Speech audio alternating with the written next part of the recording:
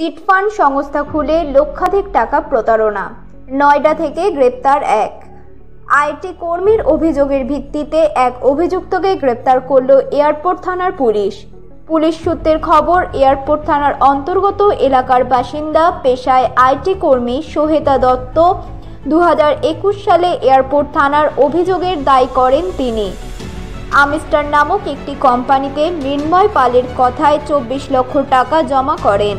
তিনি জানান, মৃন্ময় পাল তাকে জানায় তার কোম্পানিতে টাকা রাখলে এই টাকা দ্বিগুণ হয়ে যাবে কিছুদিনের মধ্যেই।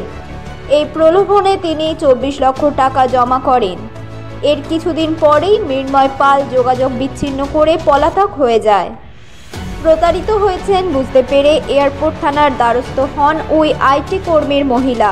ঘটনার তদন্ত শুরু করে পুলিশ মৃন্ময় পালের। কলকাতার অফিসে গেলে জানতে পারে সেখান থেকে তিনি অফিস বন্ধ করে চলে গেছেন।